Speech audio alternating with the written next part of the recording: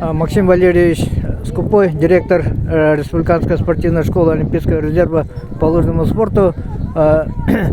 Когда вот зародилась идея провести Кубок Анны Багалии? Эта идея зародилась в 2018 году при зажжении огня Дети Азии. Появилась договоренность и желание провести этот кубок между Анной Ивановной Багалией и Арсением Сергеевичем Николаевым. Потом были моменты согласования, получения лицензирования на стрельбище. И в итоге вот в 2023 году, в апреле, нам все-таки удалось его провести. Ага. И на ваш взгляд, вот после сегодняшнего третьего дня соревнований, что вы наметили и какие шансы якутских спортсменов? Шансы у якутских спортсменов на самом деле довольно-таки высокие.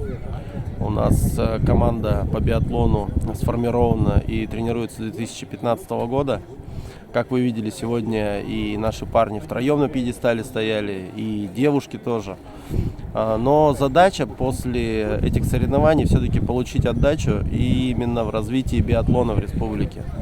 У нас есть желание и, я думаю, есть возможности в каждом районе, в каждом улусе развивать биатлон, обеспечить стрельбищем, обеспечить винтовками пневматическими для детей и начинать потихоньку работать в этом направлении. Как раз сейчас приезжает сборная команда России, которая будет проводить семинары для специалистов из России, ну и, естественно, для наших специалистов из республики.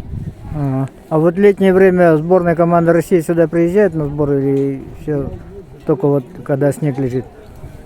Нет, в летнее время пока не приезжала еще команда. Возможно, это будет когда-то рассмотрено такое предложение, потому что наш комплекс может обеспечить тренировочный процесс командам. У нас асфальтированные трассы, подъезды выполнили в том году к стрельбищу, поэтому мы готовы принимать любые команды на летние сборы.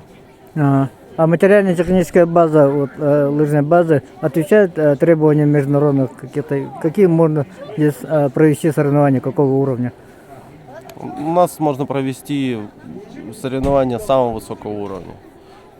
Если говорить про стрельбище, оно у нас тоже самое современное стрельбище Курвинин, которое используется на Олимпийских играх и сейчас. А тир, стрелковый тир, как у вас с этим обстоят дела?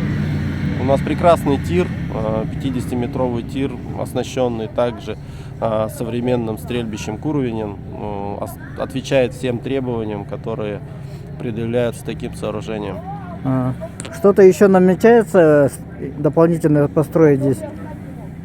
Ну, у нас, конечно, есть определенные планы, но я думаю, я их сейчас озвучивать не буду, а планов на самом деле очень много. Это строительство, но в первую очередь для развития лыжных гонок, биатлона в республике.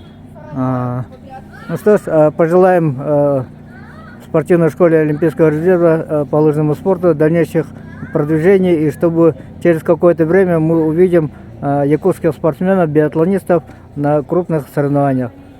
Однозначно увидим, спасибо.